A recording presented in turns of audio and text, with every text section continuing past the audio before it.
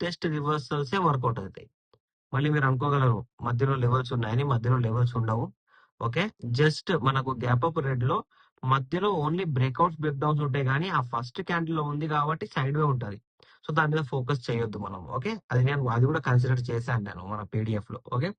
So retest reversal అనేది చాలా important మనకు. సో రీటెస్ట్ రివర్సల్ అనేది కూడా మీకు తెలిసే ఉంటది.